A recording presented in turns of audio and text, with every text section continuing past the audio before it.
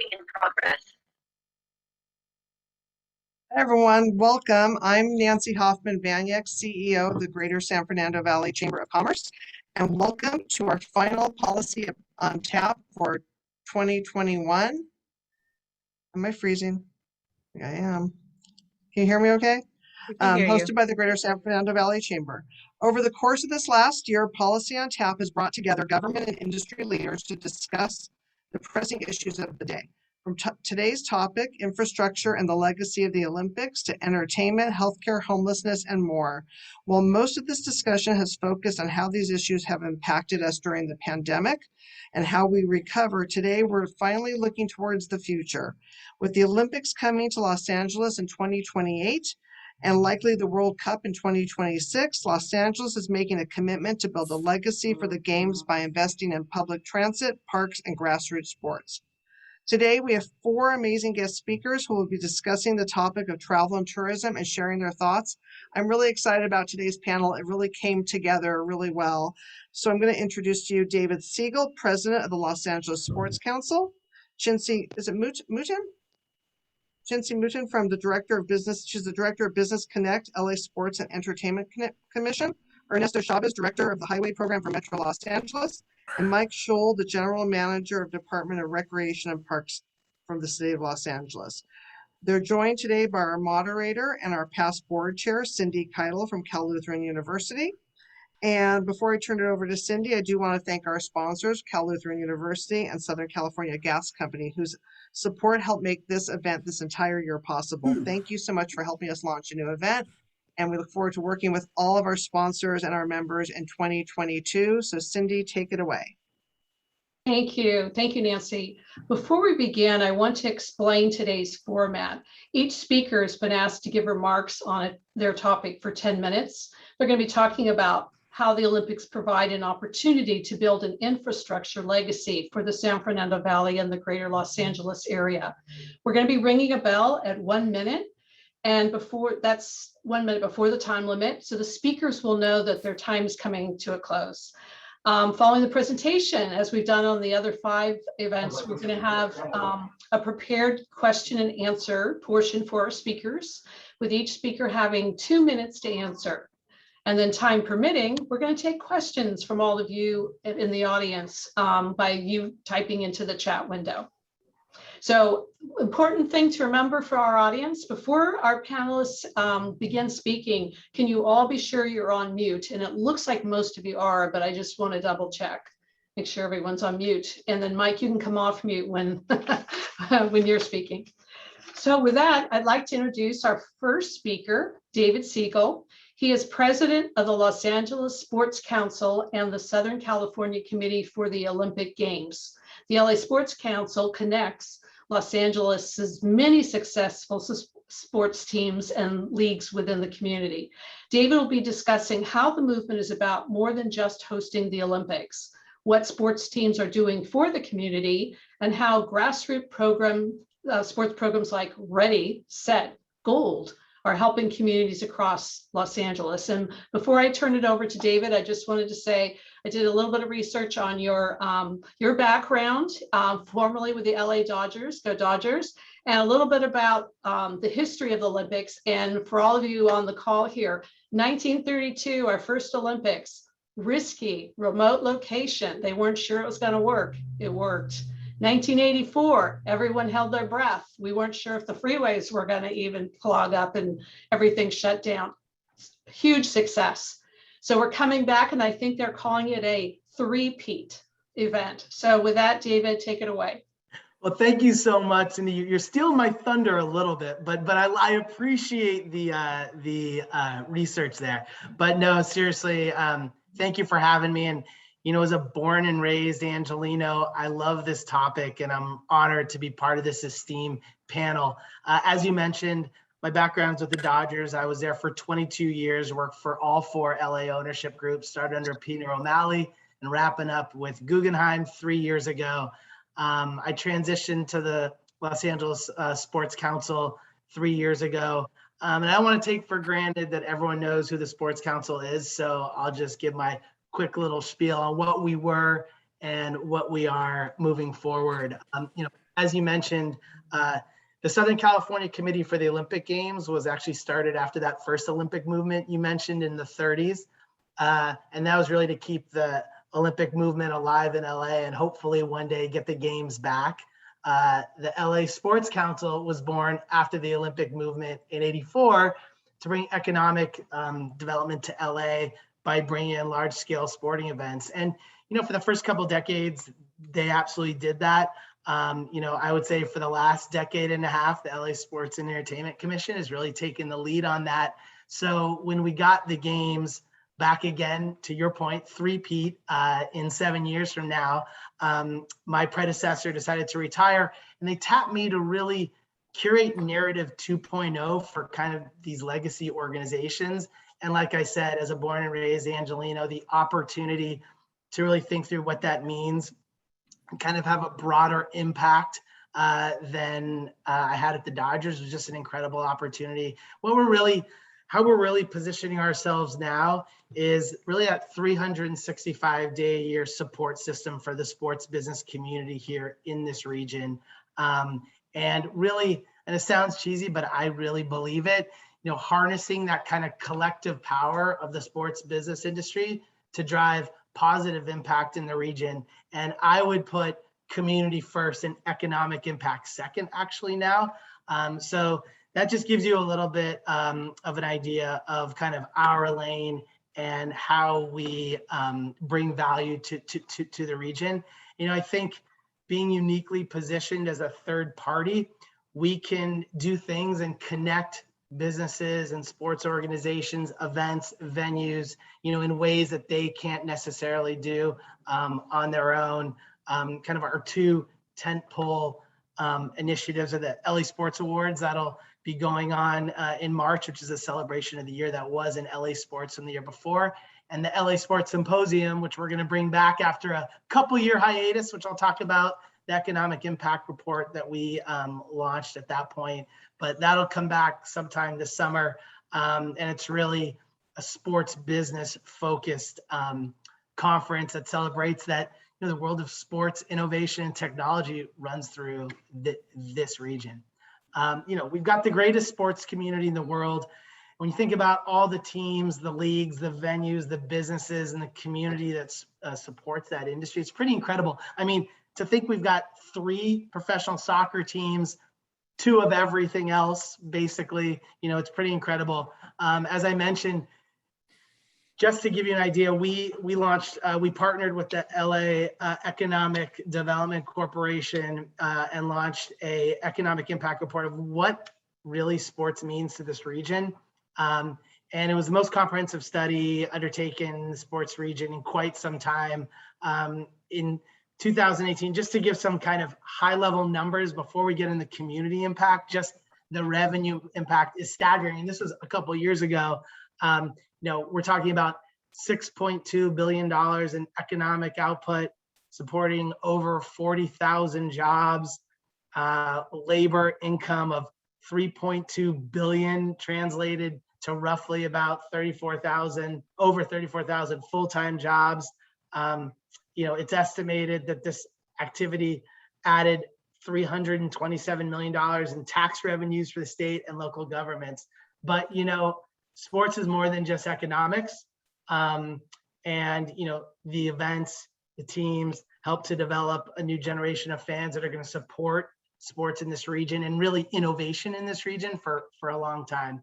But to that end, all the individual teams do so much work in the community, and they all have their own mission that I could say working for the Dodgers. I think sometimes that message is overlooked because so much of the attention goes to what's going on the field, on the pitch, on the ice, on the court for these teams.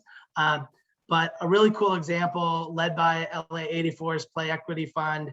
All the professional teams came together to form the Alliance, and they're united to address racial injustice and develop educational opportunities and support other important issues facing communities of color, particularly Black communities.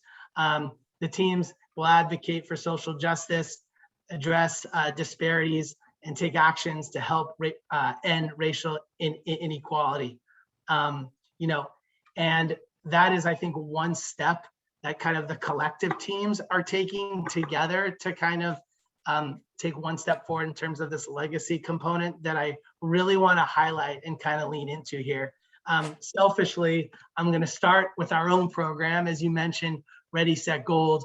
And it's a one-of-a-kind program. There's not another one like it in the world, where we put Olympians and Paralympians into Southern California area schools, and they're able to share directly messages, including, you know, healthy lifestyle, growth mindset, overcoming challenges, goal setting.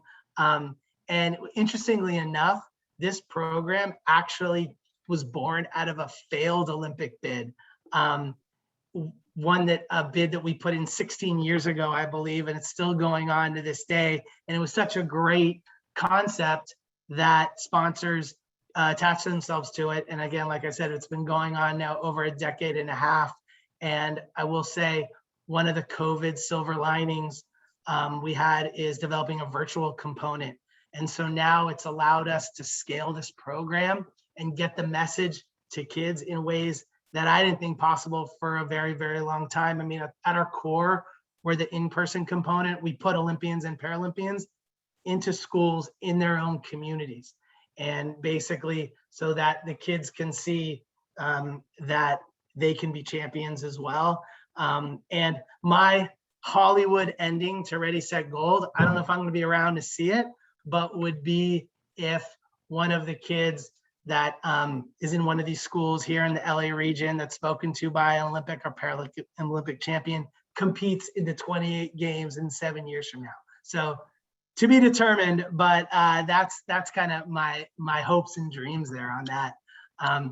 But you know, when you think about the collective power of the teams, their athletes, and everything they do in the community on a 365-day-a-year basis, and what the annual events that we have here do for the community, by those just a few examples: the LA Marathon that just concluded about 48 hours ago, the Genesis Invitational, the Rose Bowl, Long Beach Grand Prix, all have huge charitable components. And I know this discussion is focused on the Olympics, but I think we need to take a step back and collectively look at the landscape. When you look at what Chincy's group has done, bidding on and winning major events like the Super Bowl, All-Star Games, US Open, college football championships, hopefully the World Cup, knock on wood, Chincy, I may have missed a couple, but you know, that's an amazing list over the next 7 years. But it's, oh, and by the way, culminating in the Olympics. I think it's bigger than the Olympics. I mean, these games, I think, should be a culmination, a celebration, and of what's left behind. But it's really over the next 7 years, I think that's going to really lay the foundation of what that can become, and we need to recognize that that's the real opportunity. I don't think it's the Olympics. I don't think it's these individual events during the run-up to the games, but it's the collective everything, including our local teams and these mega events and the Olympics. So, you know, that's really something I wanted to highlight. And, you know, it makes these events and the seasons more than just one-off competitions. It creates positive brand awareness for both the city and the event. Just like the Dodgers put their name up on every dream field they build, this connectivity with the team or event creates something that's remembered, especially by the community, and it lives on long afterwards. You know, I think what gives the opportunity in our region is that all of our stadiums also and venues are privately funded, unlike many other cities around the world for that matter. You look at LA 84, and you mentioned this a few minutes ago, the 84 Olympics is considered to be one of the most successful games in history. It's actually the last Olympic Games to make money, believe it or not.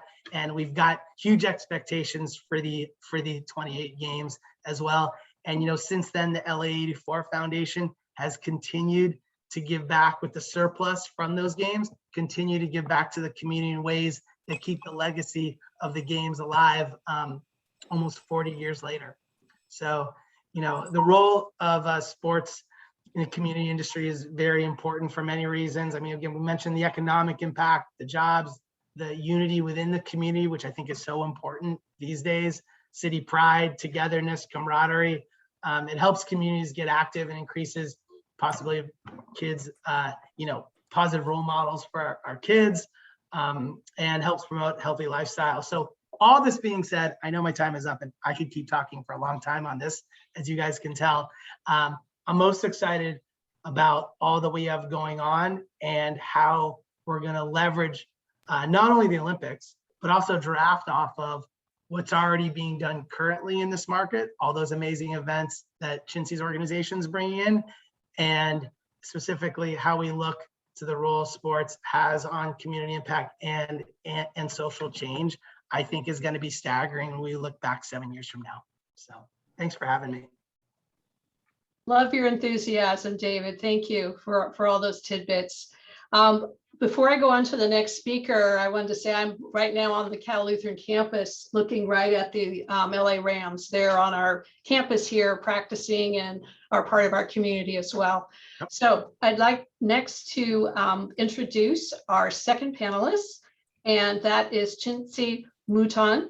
She's the Director of Business Connect at the Los Angeles Sports and Entertainment Commission, a nonprofit organization officially designated by Los Angeles Tourism to attract, secure, and support high-profile sports events in Los Angeles. I'd like to throw out a number, and maybe, Chintzy, you can tell me what this is. It's 96 days to what?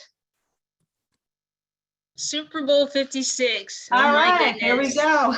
That's coming up February 13th, 2022, that beautiful SoFi Stadium. So Chintzy is now going to be talking with us about her program, Connect. So let me continue on here. She works to identify and connect local and diverse businesses throughout the Los Angeles County with professional development, networking, subcontracting opportunities directly linked to large-scale sports and entertainment events.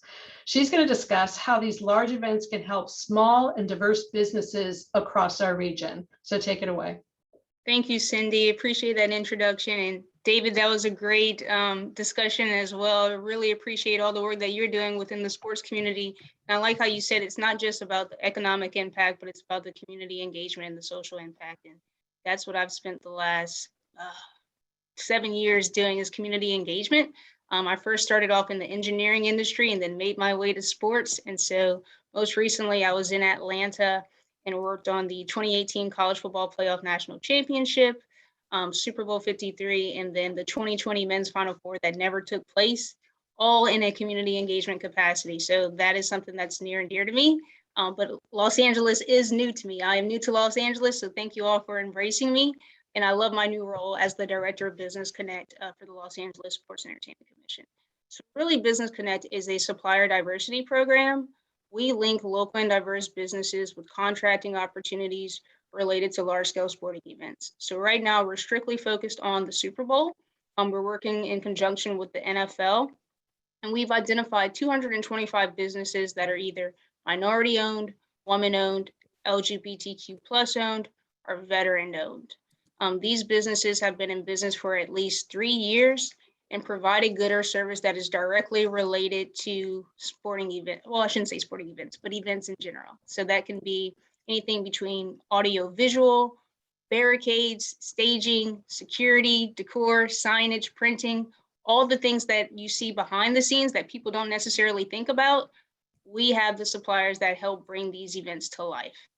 So right now, a lot of our businesses have been undergoing our professional development trainings. And so really, we talk to them about the importance of having your certification, being able to have your business documents in place to show that you are indeed a minority-owned business or LGBTQ+ business. We also teach them how to effectively respond to an RFP, right? Putting those proposals together. We bring in a lot of our different NFL vendors. There's over 20 vendors that the NFL works with that are considered the primary contractors, and they all are looking for local and diverse suppliers to help with their procurement opportunities, essentially. And so really, we're just a connector of sorts. And so the program is functioning, it's underway. We're planning right now for an event in December. As we're looking ahead, we're looking beyond the Super Bowl. and spearing out, knowing that we have all these other events that are coming to Los Angeles, how can we continue this legacy of supporting local and diverse businesses? So part of my responsibility is to create a long-term plan that'll bring us, like you said, all the way to the Olympics. How do we continue this knowing that we have the 2022 MLB All-Star? We have WrestleMania, we have the US Open, we have the CFP National Championship. So all these are opportunities to engage local and diverse businesses. I normally don't say small businesses because we do have businesses that have a number of employees that surpass 10 employees, 20 employees, but they all are indeed, again, fall within the categories that are minority, woman, LGBTQ+, or veteran. And then they also have the capacity that a lot of our vendors are looking for. So we're starting to see contracts being awarded in catering, security, event staffing, and transportation. So we're excited about that. But then we know we still have more opportunities as we get closer to the Super Bowl. And that's really, I know I didn't take up my full 10 minutes, but I could also talk to you too. When we think about job creation, we also are currently recruiting for our Super Bowl teammates program. I almost said volunteers, but it's not volunteering because it is a paid position. So really, this is an opportunity to engage the community and have them work and be kind of our ambassadors of the city and help welcome different visitors as they're coming into town. So we actually, if you go to our website, lascc.net, or if you go to our Super Bowl website, you can see an application there. We're accepting applications through November 23rd for anyone who is looking to get involved in the Super Bowl in that capacity. Yeah, thank you, Cynthia. You know, the SoFi Stadium is truly a crown jewel, not only for all these events, but also for the Olympics coming up. It's a fantastic stadium. So we're glad that at least we were open at this point. I know it was tough going for a while there where we couldn't have events. Next, I'd like to bring up our next panelist, who is Ernesto Chavez. He's Director, Highway Programs of Metro Los Angeles. And I think I'm getting a little feedback. Let's make sure everybody's on mute there. Anyway, the Public Transit Agency for Los Angeles County Metro has adopted Vision 2028, which is the agency's big plan, picture plan to improve mobility between now and the 2028 Olympic Games. Vision 2028 includes numerous projects to improve mobility in the San Fernando Valley. And Ernesto is going to discuss what we can expect and how these projects are coming along. Ernesto? Thank you, and good afternoon, everyone. I really first want to thank the Greater San Fernando Valley Chamber of Commerce and Nancy in particular, and your staff for your support of Metro's projects over the years. Whether it was just walking up and down Van Nuys Boulevard doing the walk audits for our East San Fernando Valley LRT project, or coming downtown to our board meetings to give public comment in support of a project like North San Fernando Valley BRT, the Chamber has been a great partner to help advance Metro's projects and programs, and we're proud to be a member and have a seat on your board. I also want to recognize today Karen Swift, our Senior Community Relations Manager, and Casey Shuda, our Interim Director of Construction Relations and Mitigation Programs, who are here with me tonight and provided invaluable support to me for this presentation. So I want to thank them as well for that. I do have this PowerPoint, as you can see here, that I'm going to go through, and I promise to try to stay within the 10 minutes. Next slide, please. We have a unique role. I think, as some of you may know, Metro plays a very unique role in LA County. We're primarily known for our operations role, which is running buses and trains, but we do a lot of other things. If you go to the next slide. We are also involved in the planning for all modes and funding, as well as implementing projects, not just for transit, but for highways, which is the department that I work in, as well as active transportation and other transit supportive, what I would call transit supportive infrastructure. So we do a lot of things in the region, and we have a unique role in Southern California. Next slide. It's of course a challenge because in a county with 10 million people sprawled really over a very large area, it's a huge challenge to say the least, you know, to ensure that people can move and get to locations and venues. And that's of course what we're facing here in terms of looking at the Olympics. Next slide, please. So recognizing this challenge, our focus really on everything we do is on transforming transportation for the county. And what that means primarily is shifting from a single mode focus, that being the vehicle, the single occupancy vehicle, to providing a lot of opportunities for other choices, of course, more choices for people to travel, safe choices and reliable choices, and to increase investments across all modes as we go into the future. And I'll talk briefly about those things and then more specifically about what we see for the Olympics. Next slide, please. One of the things that that we're doing is reimagining bus service. Just as an example, last year, our board approved a plan, which is now on its early implementation stages, to improve bus speeds and reliability system-wide. This was done by using newly available big data sources, the probe data that we have now coming from people's cell phones primarily, to better understand where people are traveling to and from, the travel patterns, to optimize the service we put out in response to those patterns and those changing patterns. Next slide, please. As some of you may know, we have a new CEO at Metro, Ms. Stephanie Wiggins. She started last June, and one of her main short-term priorities for the agency is to enhance the customer's experience. And to that end, she created a whole new department that is now focusing exactly on that, and is developing recommendations that would actually cut across all of the departments at Metro. We feel this is a paramount to, it's one of the main things that we want to make sure we get right, especially coming out of the pandemic. Next slide, please.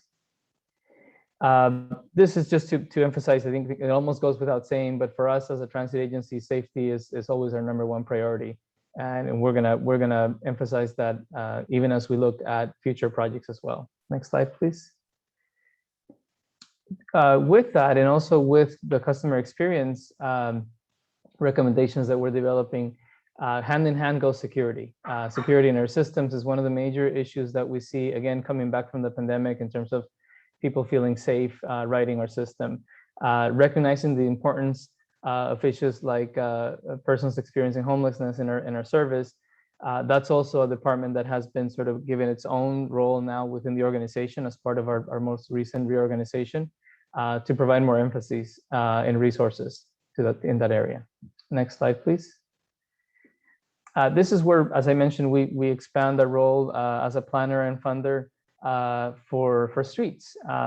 We implement things like improving sidewalks and providing bike lanes, because ultimately making streets work better for all not only benefits our bus and rail systems in terms of better ridership, but it provides a broader range of benefits to the communities we touch with our project.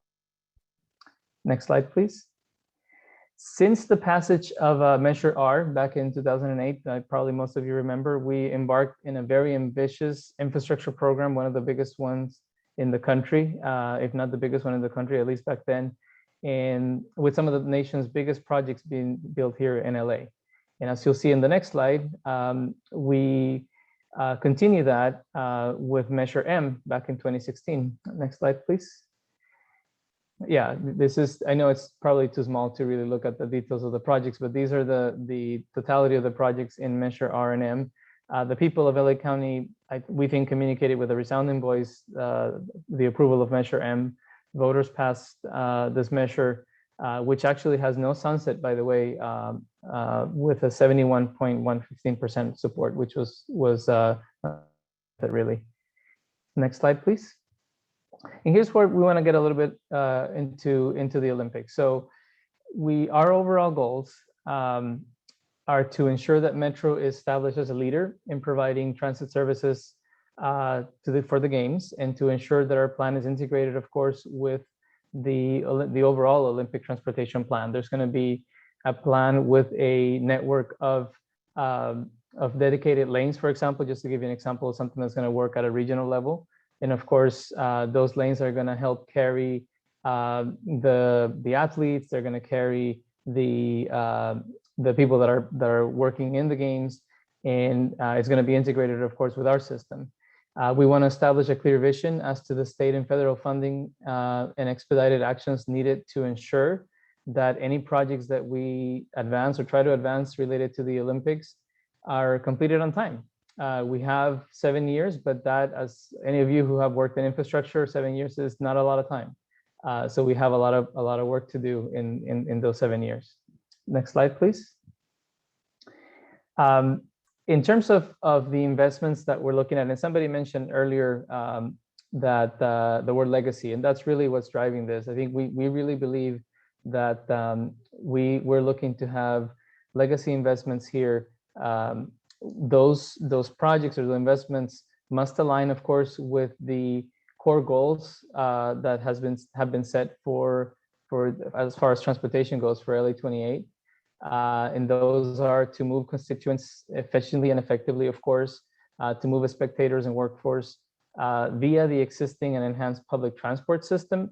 More specifically, the goal would be to have every single ticketed spectator to get to an event either through public transit or connecting to public transit, not by a single occupancy vehicle. And that's a huge challenge, of course, in Southern California. But there are a lot of different strategies that we're starting to look at to help us achieve that goal. And of course, to keep the region moving, because life will go on and people will have to go to their jobs during those 2 weeks as well. We all know that transportation demand management was very effective back in '84, maybe too effective in the sense that, we don't want people to think that it's probably going to be okay if it was so effective back then, it's going to be okay now, and they're going to go out and drive as they would normally drive during those 2 weeks. But of course, transportation demand management is going to be a huge component of our transport strategy. And in terms of projects, programs, and initiatives, we're going to be looking at all of these things you see here in the bullets. Safety and security, for example, as it relates to the stations, information technology services, trying to integrate the ticket technology with the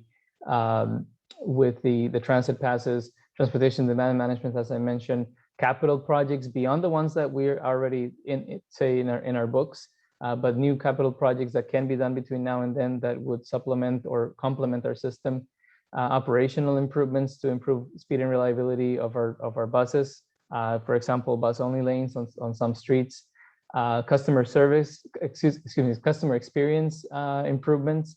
As I mentioned before, that's a major focus in our agency now.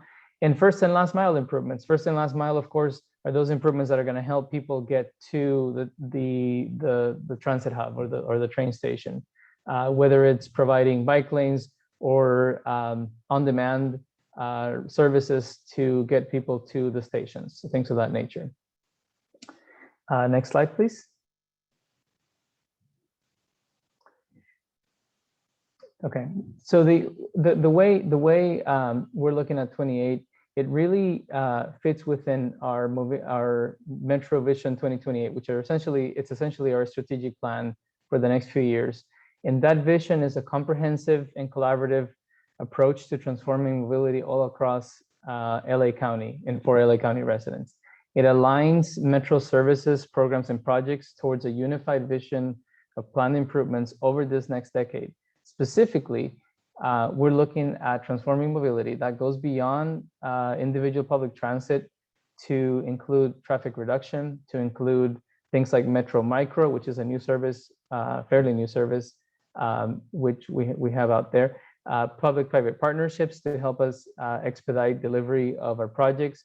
Bike share, the next gen bus plan, which is what I was referring earlier to, the plan to improve speed and reliability of our bus system, and much more. We seek to essentially to double the percentage of usage of transportation modes other than solo driving, including taking public transit, walking, biking, sharing rides, and carpooling. So a doubling of the percentage of people who currently use other modes. And that's, again, very ambitious, but it's consistent with our goal for the Olympics, which is to make sure that all ticketed spectators can get to the events by public transit. Next slide, please. I wanted to emphasize just quickly, because I know I'll probably be addressing this in one of the questions, but some of the projects that we have specifically in the Valley, what used to be called the Orange Line is now called the G Line, It's now a 100% zero emission bus operation since the summer, which we're very proud of. We also have a project to begin putting gates at each of the major crossings of the goal line to make, or the G line rather, to make it safer. This is the improvements you see there on the second slide, and completion of that is anticipated by 2026. We're also, as a lot of you know, are working on the East San Fernando Valley light rail line, which would connect the east part of the valley to the goal line, or to the G line.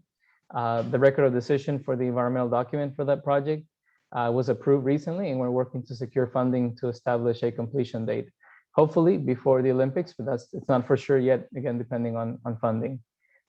We're also, go back to the next slide, yeah. We're also working on a new BRT line between North Hollywood and Pasadena. The final EIR is anticipated for early 2022. We're in the early planning stages for a North San Fernando Valley BRT service as well. And we have two projects on the Sepulveda Pass. One would be a high capacity, high speed transit corridor connecting the valley to the west side of LA. We're looking at utilizing public-private partnerships to expedite this, because otherwise it wouldn't be ready by the Olympics. Would be a massive project, but we're looking at various options there to help expedite that. And also the Sepulveda Express lanes, which would be converting the existing carpool lanes on the 405 through the Sepulveda Pass to high occupancy toll lanes, to paid lanes essentially, to help improve congestion through that pass. And lastly, the I-5 North Capacity Enhancements projects. This is actually started construction already and anticipated completion by 2026. These would be the extension of the HOV lane from the 14 freeway through Parker Road on I-5. And next slide, please. I wanted to close this part of the presentation just with, I think some of you might have seen this in the Olympics bid. If you looked at the bid, this is the concept of the sports parks, and the map here is a little different than what we're used to seeing it. I guess north is facing to your left, and it just delineates or illustrates the various sports parks that the city would have, where most of the venues are concentrated. So there's one massive downtown sports park, which has all the venues within downtown LA and the venues within Exposition Park. Then there's the South Bay Sports Park. There's the Long Beach Sports Park. There are the sports park around Inglewood, and of course one in the Valley Sports Park. And the concept behind these is that the people can come to the events, but also stay and spend essentially the day or more days around there, because there would be a lot of other things to do in the area, of course, entertainment, in events, concerts, and other things.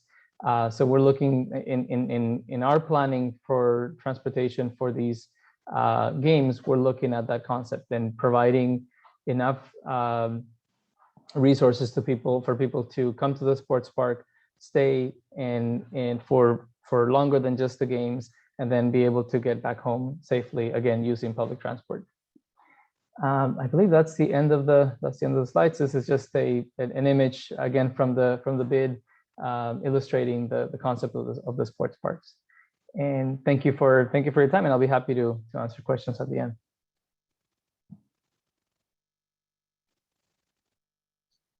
Ernesto, thank you so much. My big takeaway is that I don't know how you got 8 projects on one slide. That was pretty masterful how you listed all those things. We're going to be filming this. We are filming this program, as you know, so it will be available for people to look at later in the link. You have really a lot of great information that we may want to revisit.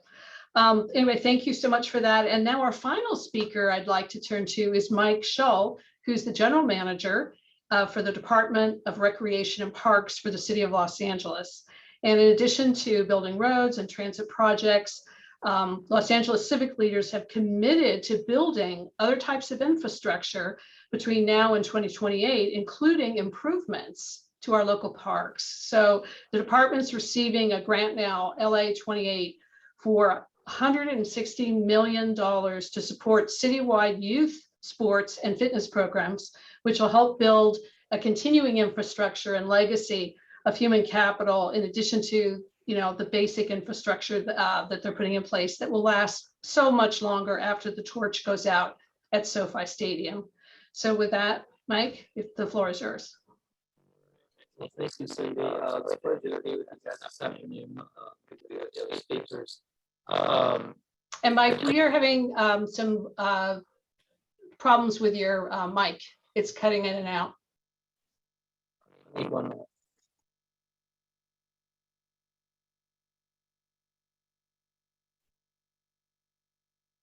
While he's switching that over, Ernesto, we're going to have a little bit of time to fill here. So Ernesto, any particular sport that you want to recommend people be looking at for the 2028 Olympics? Or venue? Or venue. Yeah, no, I think that the everything going on at the downtown sports park, I think I'm really excited for, because like I said, I think the concept is to have total entertainment, you know, kind of environment where you could go in and watch, you know, 2-3 events in a day, but also make it a day, you know, be there the whole time. So maybe not necessarily one particular sport, but I think I'm really looking forward to those sports parks. Sounds good. So we'll go back to Mike now. We'll see if he's had any adjustments to his sound so he can. Is that better? It is better. Do you need to Yeah. have your camera off to present? It should be fine. Quite often, I don't know why, I just have to log off and back on if I'm on a call too long. So if it does, I can turn my camera off. But anyway, thank you. Pleasure to be here tonight and to present with the other speakers on, you know, the exciting 2028 Olympic and Paralympic Games. As Ernesto already started, I'll just lead with the Valley Sports Park as being in Sepulveda Basin, which is currently the only park that is being used for canoe slalom, equestrian events, and shooting. Right now, as it's perceived, those will be temporary venues, but we'll see how that shapes up as we get closer. We do have some interest in trying to retain some of these assets in a more permanent way, but those conversations need to continue. But for now, they're in the agreement as temporary. But the Sepulveda Basin is as far as true infrastructure impacts will be occurring at the basin of the Valley Sports Park. But I think and I can answer other questions on that, but I'd like to talk about the legacy programs, really around the $160 million as really being the most impactful, I have to say, equity-driven kind of quality of life changing impact to so many communities around Los Angeles. And it started with, you know, Mayor Garcetti, when he was, you know, involved with negotiating the Olympics, really trying to bring these legacy programs way earlier and really trying to invest in local communities much earlier than the Olympics. So over the next 8 years, well, before I begin to talk about that, I'll just say that the agreement that we have is for the $160 million is going completely towards programming. It's not for capital investment. It's only for programming for sports and fitness programs for our youth around the city of Los Angeles. And in that agreement, we basically prepare a plan, an annual plan that has to go through for consideration and approval through LA 28, as well as the city council and our board of commissioners. So this year we have an approved plan for an expense of nearly $9 million of investment. We'll be building on that, probably getting up closer to $22 or $23 million per year investment as we get further away from COVID. But that investment is simply to subsidize youth sports. So as part of the agreement, we looked at all the communities across Los Angeles and tried to determine where and how that money would be best spent with under an equity lens, really equity being the foundation for how that money would be spent. So we first, about almost 4 years ago now, with the COVID years in there, we did a pilot study around 7 recreation centers around the city. And we looked at removing cost as a barrier to participate. So we looked at how we could, in those communities, lower income level communities, how we could make, you know, essentially the sports and fitness programs there nearly free, And I say nearly because we decided to have a small charge of $10. And that $10 is really just a buy-in of the parents to try to get to get the youth to continue to come to practice, to make sure the leagues work, and really just to have some level of buy-in. But if they cannot afford the $10, it's, the scholarship will be granted. And so we ran this pilot site around the city. In that pilot at those programs where we staffed up at those facilities, because the staffing is a huge concern about making sure that without the staff, these programs don't run, is making sure that those programs are well staffed. And we reduced the cost down to $10. And within the first year, the number of participants nearly tripled from the previous year. And then by year 2, in some cases, it was 6 times as many people participating in those parks as it was before. Now, I'll say we've always subsidized our programs, but we've never been able to subsidize down to, because of budget reasons, down to a level that would make a huge significant difference to a lot of these communities. And what we heard from a lot of those communities was, especially with parents, single parents with multiple children, that oftentimes they had to choose which child would get to participate if they had 3 or 4 children. Oftentimes, if there was a girl, she was not able to participate. So their gender equity was also a big issue that we were looking at. But it really removed all those barriers. The cost of the uniforms, the cost of the trophies, the cost of the umpires, all the costs associated would be subsidized through this $160 million. And that is what is making, what should make a huge difference in the number of kids participating around the city. Now, when we looked at we had to look at the capacity of all of our facilities as well, because we hope to, once we've met our capacity inside the actual park system, we want to expand this out into our schools, and through joint use agreements and things like that. So we want the program to expand beyond just parks. But for now, we're focused in on the parks, and we've now branded the program. In fact, last Saturday was the launch of the official launch of the program. It's called Play LA, and that will be the brand for which we bring to all the rec, to mostly all the rec centers across the city. And I should say that across the city of LA, we have nearly 500 parks, but about 123 of those parks is where the recreation centers are, where the majority of our sports and fitness activities take place, meaning they have athletic fields, potentially a rec center, a swimming pool, things like that, active activities. Of the 123, 81 of those will be completely subsidized. So if you live within if you live within, if that's your local park, you don't have to live within any distance. If that's your local park, you simply show up and it's automatically just $10 at those 81 parks. And the criteria for getting to the 81 is that we negotiated through the agreement is that it would be the cost would be free or up to $10, only $10 for parks that had within a half-mile radius of that park. The average family income was $70,000 or less. So the mass majority of our parks and facilities are in those areas, many of which are in parts of the valley. And those you simply show up at those parks, and the cost of that program is $10. And if you're unable to afford that, then we make it free. So it's we're looking at both able-bodied sports, but adaptive sports as well for the first time. And again, we've always offered some adaptive sports, but never at scale. There's so many kids that have adaptive needs that are left behind, that are in these lower income neighborhoods that don't have access. They don't have access to transportation. They don't have the equipment.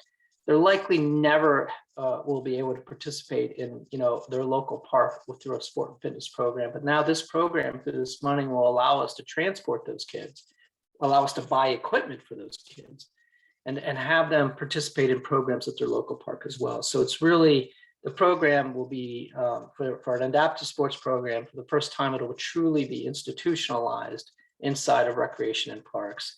And not just, well, we do this occasionally. It's going to be offered at, we hope to build a program that's going to be offered at almost every park. And it's, we're not going to do this alone. We're going to do this with partners. We're partnering with Angel City Games, Inclusion Matters, a lot of adaptive programs and nonprofit organizations that'll help us, through that program. So there will be a lot of that. We've already created contracts with most of the local nonprofits around the city on the adaptive side to help us with that program. So we launched it last Saturday. It was a huge launch at Elgin Sutton Rec Center in South LA. We hope to do an event like we did this past Saturday once a year to highlight the Olympics and to highlight, the legacy of the Olympics by bringing youth out. We had about 12 to 1300 youth and families in the park on Saturday. Both adaptive, the community, and able-bodied community were there. We offered, wheelchair basketball, para-canoeing, sitting volleyball, and all sorts of regular sports and fitness. It was just a magical day to see so many kids and families out enjoying the park and really launching the program. So look out for Play LA in your local park, and know if it says Play LA at that park that the youth and families are welcome to come there, and it'll be a mere $10 to sign up. And if they're not able to, then it will be free. But it's, you're looking at, just to set the scale of this program, we see almost 130 plus thousand registrations in our sports and fitness programs, just in rec and parks. Annually, under a non-COVID year, I'll say, so prior to COVID, that's kind of where we were at. So imagine that number doubling. Imagine twice as many kids being, registered in programs and being in their local park.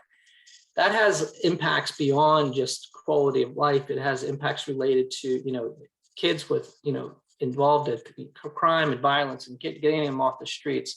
It's going to have significant impacts on the quality of life of those communities leading up to the Olympics. And it'll only grow because once, we begin to add it in to try to expand into schools, it's going to grow even further. So incredible program. I think it's probably and it's here now. It's not waiting till 2028. It's here right now. And we've launched the program. So very exciting times with that. We've never been in a better position on staffing levels than we've been as of late. So we're hiring at a rate that we haven't been able to hire in the past. So we've got a lot of support behind the local rec and parks, behind our elected officials for all of our local parks. And we hope to see, additional capital investment through partnerships as it comes up through the Olympics. And, discussion of other things as it relates to capital needs, the park system, but that's probably for another conversation. But anyway, just pleased to be here and happy to answer any questions you have. Great, thank you, Mike. And it's exciting news, and it's going to add so much to the quality of life in Los Angeles for our residents. So it's good to hear about that. I'd like to now thank all 4 amazing panelists. So we're going to give them a big virtual round of applause. Thank you for your good introductions to all the things that you're doing with your organizations. We now move on to the Q&A section. And each speaker is going to have 2 minutes to answer a question, and we're going to ring a bell if you go well beyond their 2 minutes, so that you can wrap up. But we will ring it 10 seconds before your time limit, so your time is coming to a close. So we're going to start with our first question. Let's see. Let's go to Chincy. What type of businesses specifically are eligible to participate in LASEC's Business Connect program, and how do they participate? And then there's a follow-up question too. I'll let you address that first. Yeah, so for businesses, some of the qualifications again include they have to be certified either minority owned, veteran owned, woman owned, or LGBTQ+. They need to be located within LA County. So the 88 cities that make up that. So obviously there's no problem here in San Fernando.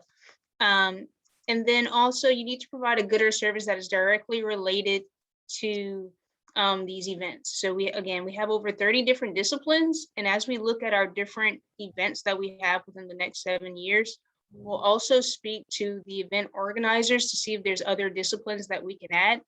Currently we have 30 disciplines. So that can be, again, security, transportation, staging, lighting, catering is a big one.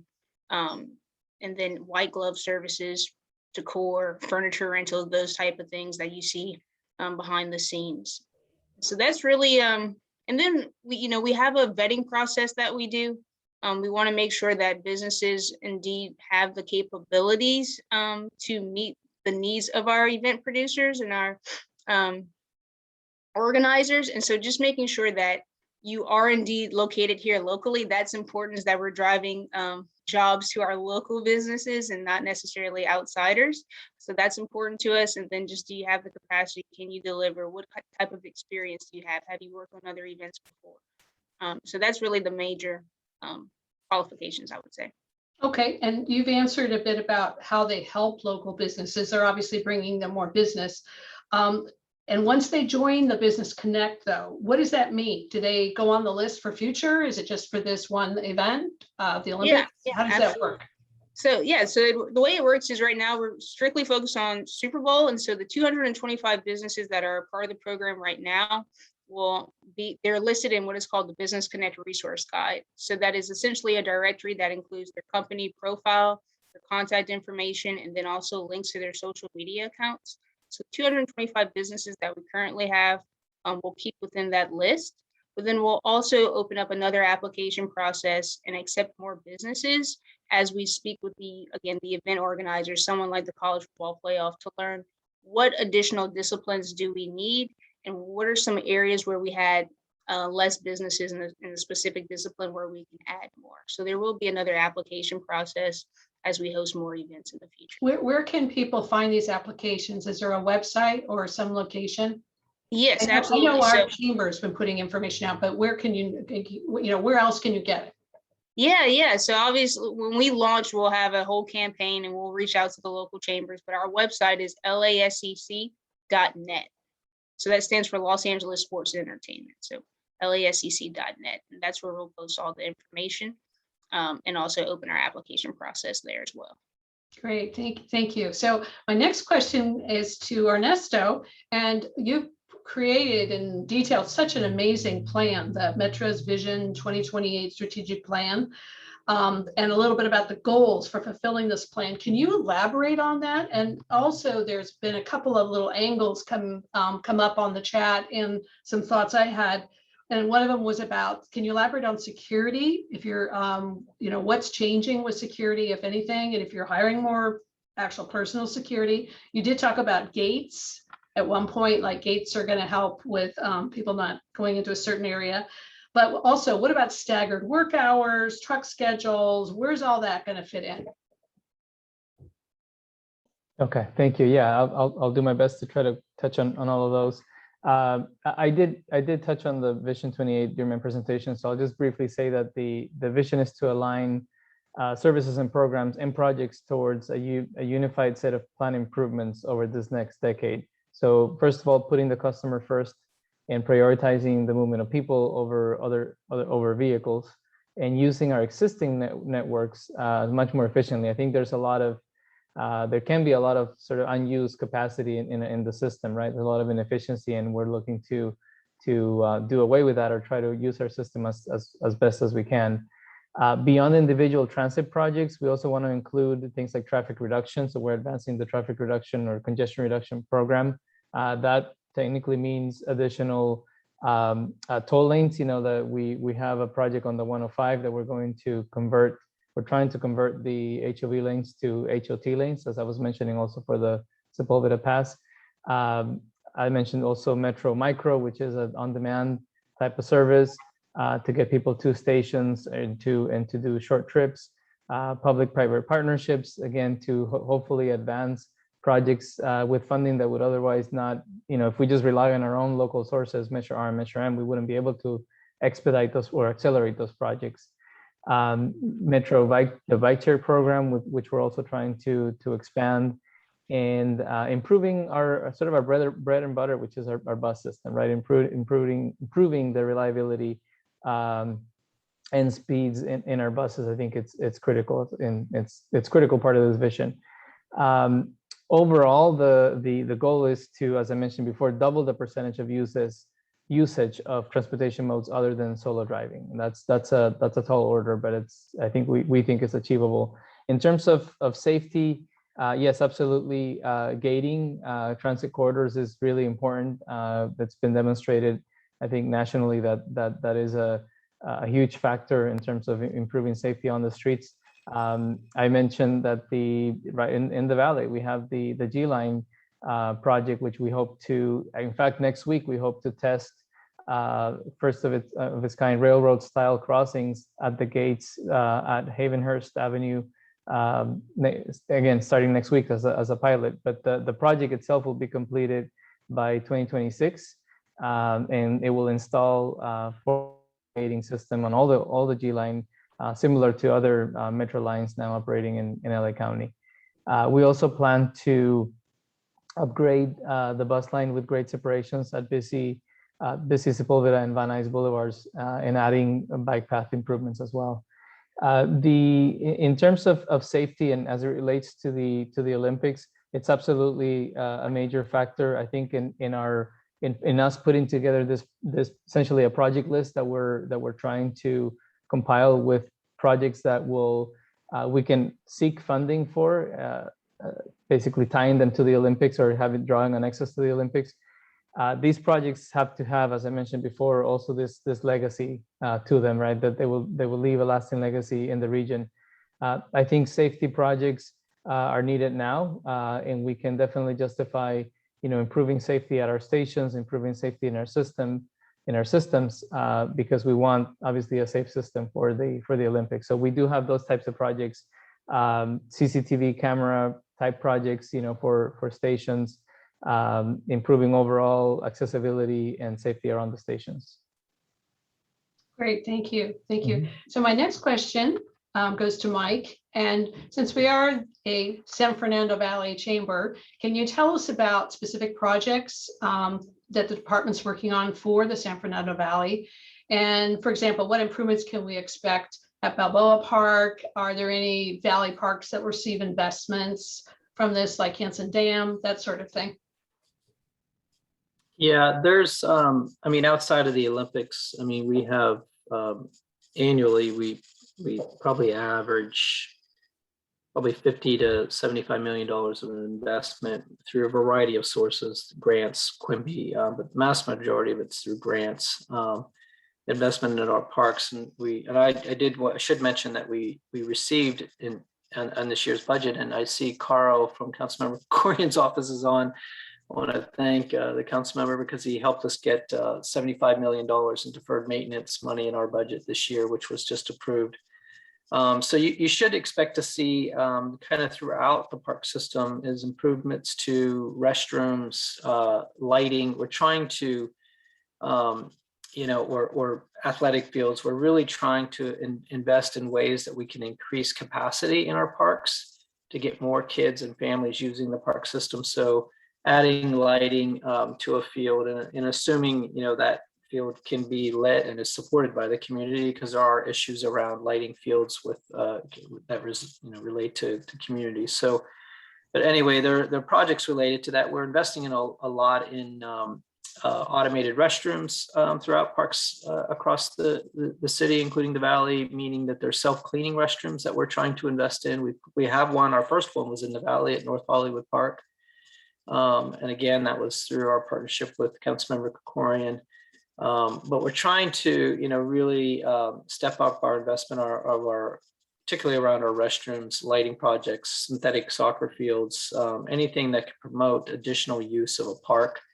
But as far as, I talked about the Valley Sports Complex already as it relates to the Olympics. There are no other Olympic projects being looked at. We are looking at all of the recreational areas around the basin that have been identified in the Army's Master Corps plan, working with the Council President's office to try to figure out a plan going forward for how those areas can be better utilized. They're essentially undeveloped recreational opportunities in the basin that are identified in the Army Corps' master plan. So that has just started, and so there'll be a community process around getting input for that.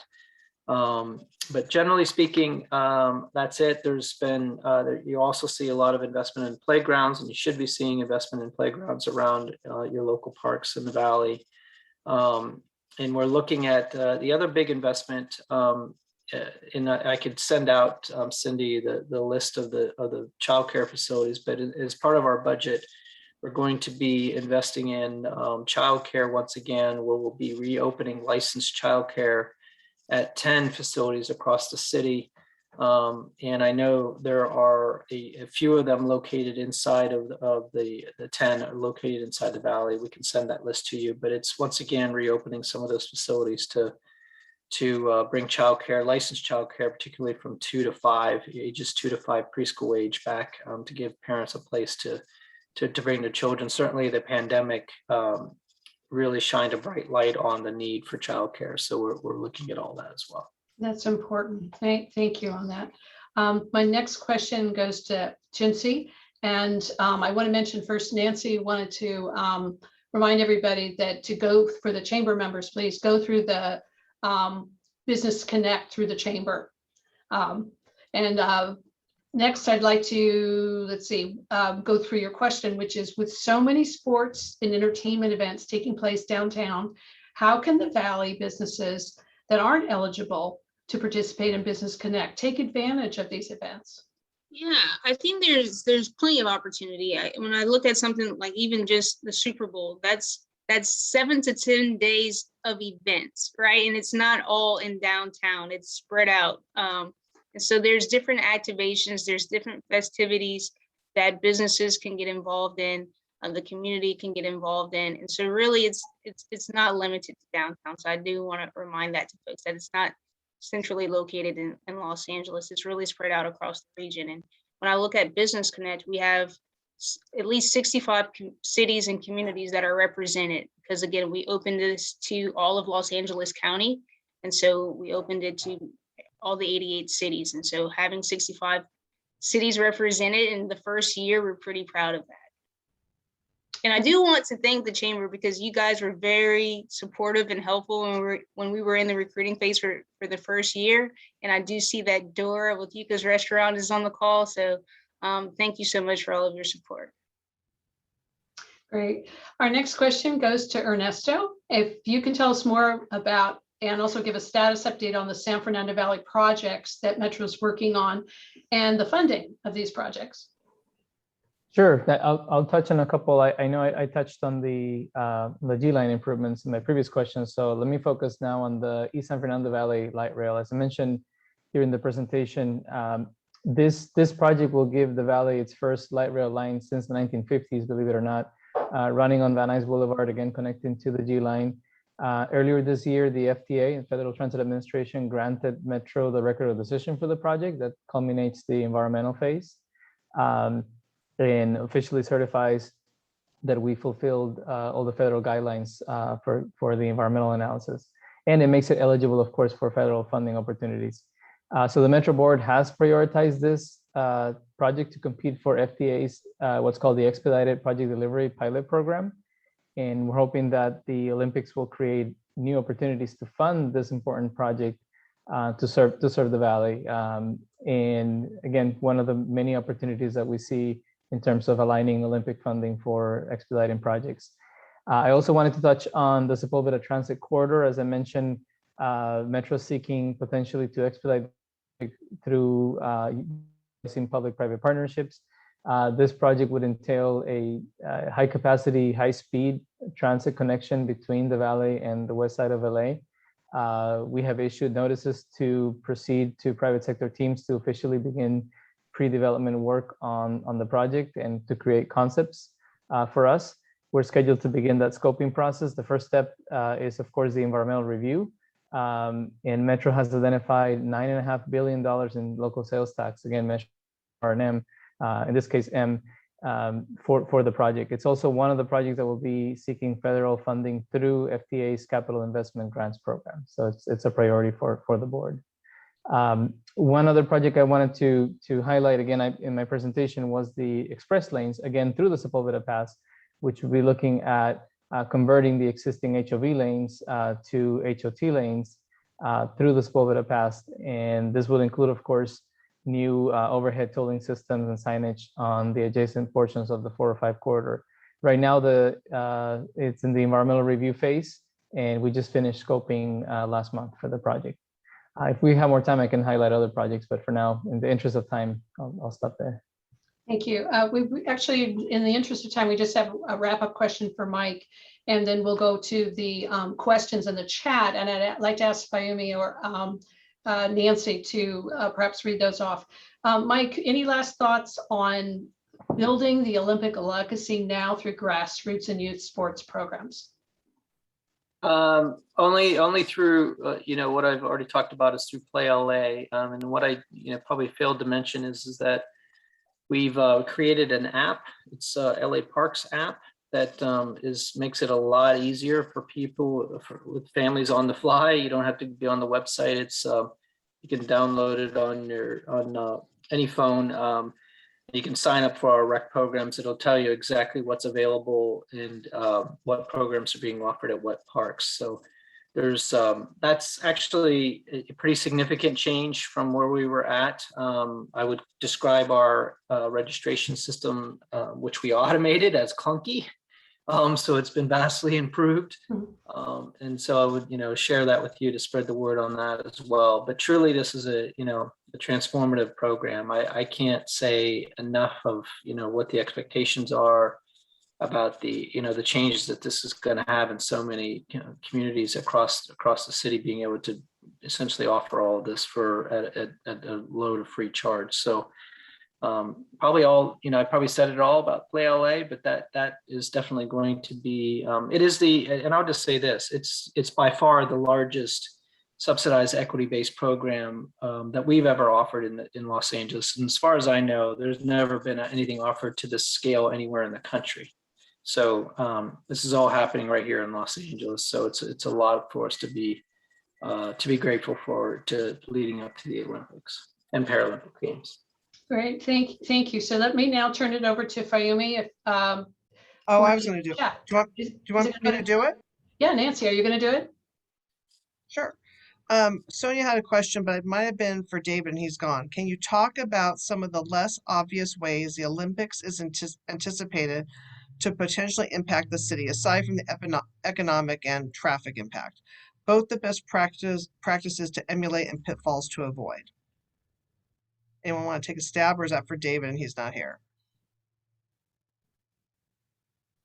Yeah, I would just add, with every large-scale sporting event, there's always the opportunity to leave a legacy, and there's community engagement programs that are put in place that involve youth, that involve equity and inclusiveness. I think there would definitely be ways to engage small and local businesses, diverse businesses, but then also looking at youth programs.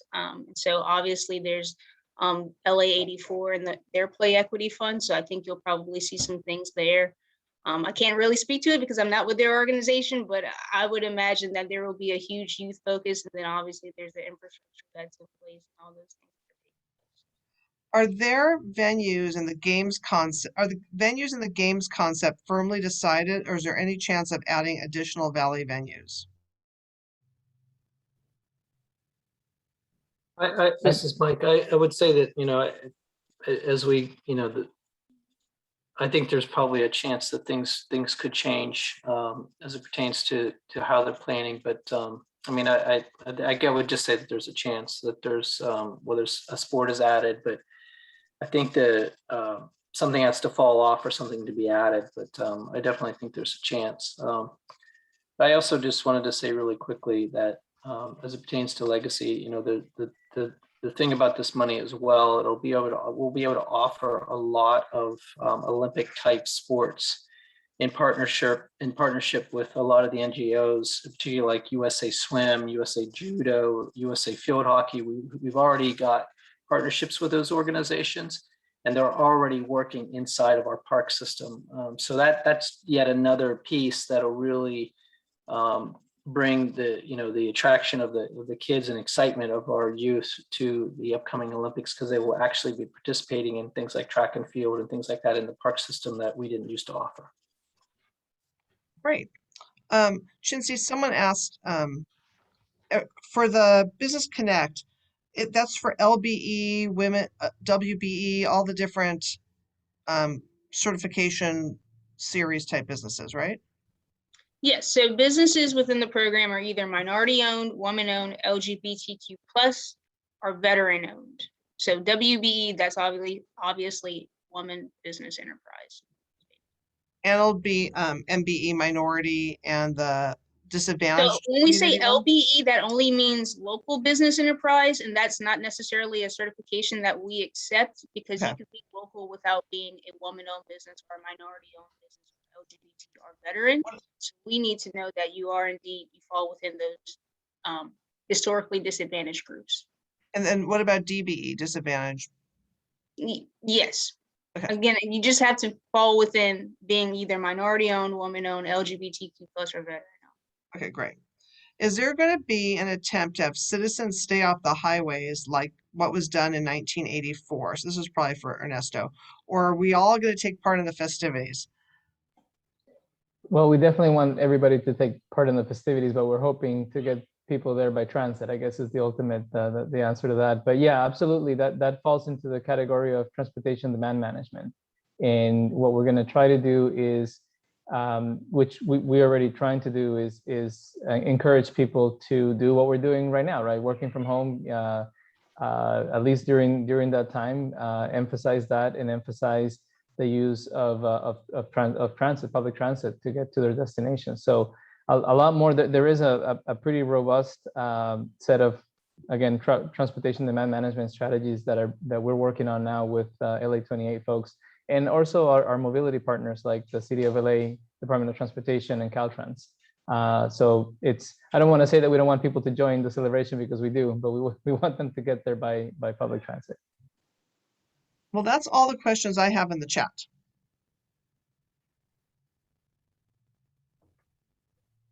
Cindy, can you hear me? That's it. Yes. So Nancy, then the wrap up. Well, unless anyone from our panel would like to add something, we're gonna, no one has anything else to contribute today? Because I thought this was great, by the way. I'm looking forward to having another Olympics here in Los Angeles. I'm looking forward to seeing the legacy projects that the Valley and all of LA will derive from having the Olympics come back. And I'm really excited to be having our office by the Balboa Basin, Sepulveda Basin, to see what we're going to have that maybe I could walk to at lunch and see what's going on.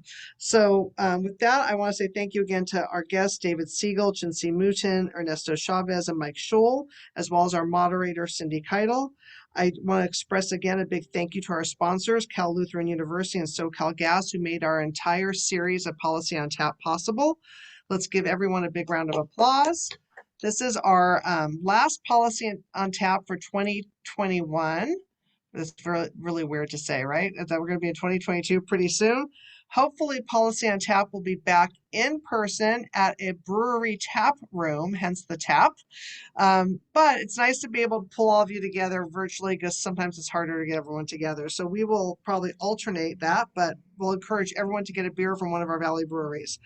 With that, please check our calendar online. We don't have a lot more things for the year. Next week is a Lollapalooza of events, including our network breakfast and our Thirsty Thursday. We have one more network connection breakfast in December, and we're planning all of our events for 2022, and we look forward to seeing all of you. Have a great holiday season, and thank you all for being here. Have a great night. Thank you. Thank you, everyone.